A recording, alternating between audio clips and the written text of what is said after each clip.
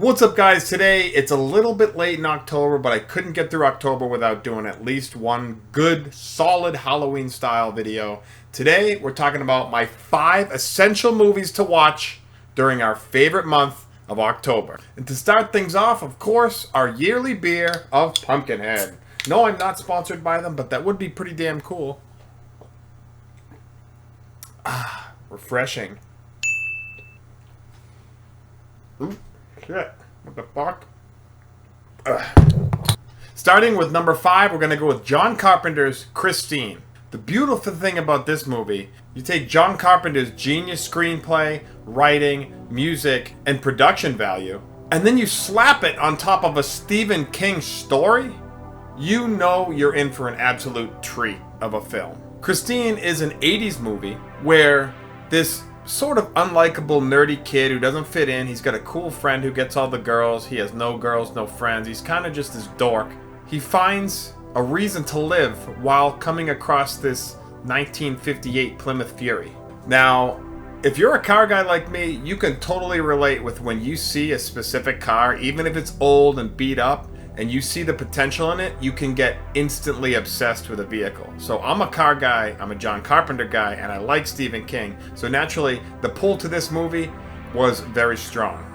It's about Arnie, this dorky kid with no friends. He finds this car, he starts to take care of the car, and the car starts to take care of him. What he doesn't realize is the car is actually getting very possessive of him, and it's actually somewhat destroying him and his character, and he's making him obsessed, crazy, and throughout the film he gets progressively more dangerous, more badass, stops caring. At one point he even grabs his parents by the throat, and this is some dork who didn't even talk back to anybody, and now he's slowly progressing into this kind of a monster person because of Christine. And it's funny because Christine, obviously that's a girl's name, Christine actually starts to act like a possessive girlfriend when he has his current real-life human girlfriend in the car. Christine, spoiler alert, so I'll give you a minute, spoiler alert, Christine actually tries to kill his girlfriend. She actually acts exactly like a jealous girlfriend, only she's 3,000 pounds of Plymouth Fury steel. So number 5, we're going to go with Christine. That is an all-time favorite. Right when crisp October starts and the leaves start to fall, I throw in Christine, and that's how I start my October. It's funny because I remember my stepfather told me in Suncoast Video, "Hey Matt, you should check out this movie Christine." And I was like, Christine, really? Because I used to go into Suncoast Video and pick up a VHS back in the day and just wing it. Just like, oh, the cover looks cool. I was really into horror back in like early middle school. And he's like, yo, Matt, you should check this movie out. It's called Christine. It's about a car that comes to life and kills people. And I'm thinking like, really? It doesn't sound that great. It's okay, whatever. He goes, I'll tell you what, buy the movie. And then if you don't like it, I'll just pay you for it. I'll buy it off you for whatever you paid. And I was like, okay, that's a win-win. I could get my money back from him. He'll keep it, and you know, I'll get to watch the movie. I watched it, and I never asked for my money back. Christine is an incredible movie. The premise sounds a little silly when you explain it like that, but overall, Christine was an excellent film. Overall, Christine is a absolutely amazing film. If you haven't seen Christine 1983, go see it. And number 4 is Blade 1998. So if you know me, you know I DJ raves for a living. That's what I do. I DJ techno, house, underground dance music. And I'll tell you right now, the intro scene to Blade, the vampire rave, is exactly what inspired me to become a DJ. That first opening scene, when I saw that, I remember I was in a hotel room and I wanted to rent it. And my parents were hesitant and they were like, okay, you can rent it. And I just remember seeing that first scene where the girl lures her date into a back meat locker that ends up being a vampire rave where they start to attack and feed on him. I was like, okay, this movie's badass and it's only 5 minutes into the movie. And the theme song of the vampire rave, holy crap, Confusion by the Warp Brothers, Pump, that was unbelievable. That whole scene set the tone of that movie. That movie is one of the darkest comic book adaptation films that I've ever seen, and that will probably ever get made. I truly can't say enough good things about Blade. I think this movie is probably the #1 action movie of all time. You have gunplay, swordplay, martial arts, vampires, techno, 90s underground raves, private vampire lounge clubs, familiars, vampire gods. I mean, what more could you possibly want in a film? At least for me, nothing. It really nailed it. Blade is just an unbelievable film. It's been my favorite movie since I saw it in 1998. I've seen it probably 100 times at least. I go back to Blade every year, not necessarily just in October, but I had to throw it in my top 5 October list because it's got to be there. Blade is just an unbelievable movie. It has to be there. Number 4 is Blade. And number 3, Queen of the Damned, 2002. Queen of the Damned is an exceptional movie of the early 2000s. Now, film critics may not have said this was the best movie, but all things considered, for an early 2000s vampire action film with probably the best soundtrack I've ever heard in a movie, and you could quote me on that, the best soundtrack in any movie, in my opinion, is Queen of the Damned 2002. You got Disturbed. You have Deftones.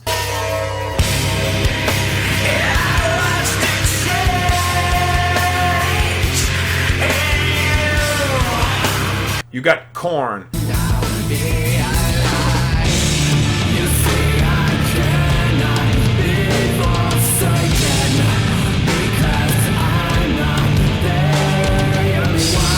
Papa Roach.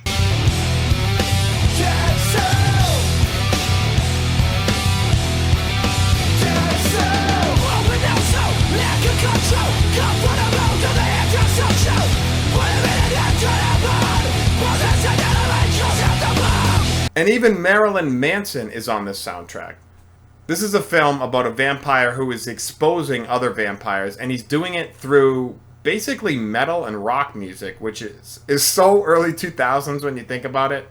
And the film, I don't think it's as up to the caliber of Blade or Christine, but Queen of the Damned has such a significant vibe to it that it's every year I watch it in October. I absolutely have to.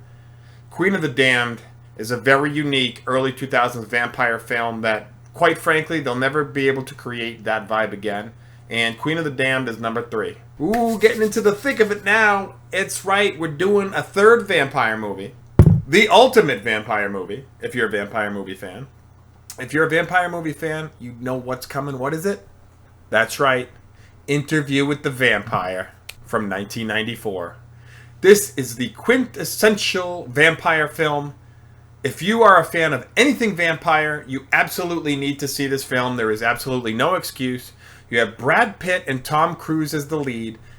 And Brad Pitt is actually showing you the dark side, no pun intended, of being a vampire. The sad, eternal life of being a vampire. And how unromantic it can be. How you never see sunlight again. Everyone you know and love dies, and you're just kind of living alone through the ages. And Brad Pitt does such an amazing job in this movie. Not to mention how good Tom Cruise is as Lestat. That is unbelievable. Tom Cruise is an all-time favorite actor of mine. I love him. I love everything he does. He's awesome. He does all sorts of sci-fi, horror. He's done it all. Tom Cruise and Brad Pitt, in contrast to each other playing in this film, is unbelievable. The cinematography, the 1700s costumes in it, it's unbelievable. The film is just a properly made vampire film. It's a mature vampire film. It's a film of the ages. That movie has aged like a fine wine, maybe even a little bit better. It is a quintessential vampire film. Number 2 has got to go to Interview with the Vampire, 1994. Oh, and just one more thing. How could I forget to talk about Kirsten Dunst? She is an amazing actor in that movie. She is an unbelievable little girl actor. She's unmatched. I've never seen a child actor do such a good job. She plays the part so well. She does such a good job. Props to Kirsten Dunst, Brad Pitt, and Tom Cruise. You guys made the best vampire movie of all time. And number 1, if you know me, you know what's coming. I don't know which one, though. We're going to do... I got 3. I got to mention... I'll mention the series, of course. But I got to do 3 of them because I don't know which, it depends on the year. That's right, John Carpenter's Halloween. So the ones that are my favorite, my personal favorite, are 4 and 6. Okay? But if you've never watched the series, I suggest you start with the first one, like I would any other series. The first one deserves a giant shout out because it changed horror, it changed slasher, arguably it invented slasher films, and it influenced horror for decades to come. But in my personal opinion, and I can get hate from this, I understand that, but I like 4 and 6 a little bit better. 4 has such a dark and kind of like isolatedness about it, where Michael comes home from the hospital, kind of like the first one, but this one's different. He's hunting his family, and he's smarter about it now. Now, a lot of people hate on the Halloween 4 mask. I didn't mind it. I thought it was alright. I liked it. Maybe it's because I saw it when I was a kid, and it didn't bother me. I wasn't like a critic, like I wasn't like an older critic type of person, but Halloween 4 has some awesome kills, and I think Rachel and Jamie are just basically incredible in that movie. They really make the movie. Michael comes home, he shuts the power off to the town, and that when that happened, you're like, okay, this is getting crazy. He starts chaos in the town. The lynch mob comes.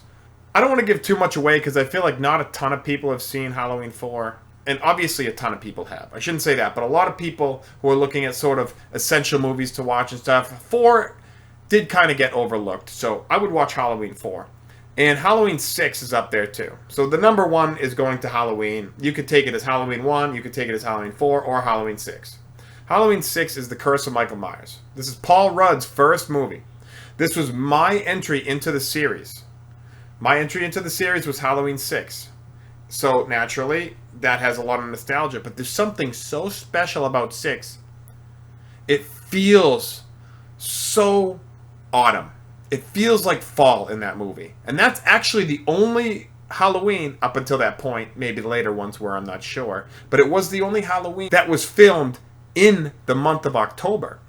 So maybe that's why it feels more fall, more Halloween-y than the other ones. But there's something so dark about Halloween 6.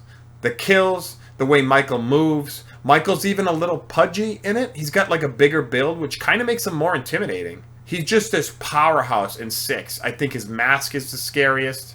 I think his presence on screen is the creepiest. I think his movement, that's what a lot of Michael is. It's all creepy movement when you really watch him. I think Halloween 6, in my opinion, it's the best in the series. And I realize Halloween fans are going to, a lot of people get mad at that. And it's got horrible reviews.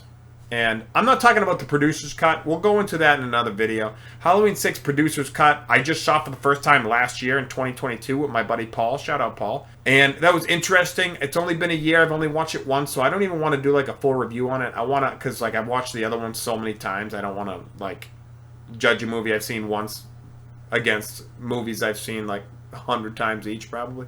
We'll come back to the producer's cut. We're talking strictly Halloween 6, the theatrical cut, and I love it. I think that's one of the best movies of all time. We'll give number 1 Halloween 1, 4, and 6, but I'm gonna give it to Halloween 6, The Curse of Michael Myers. That's number 1.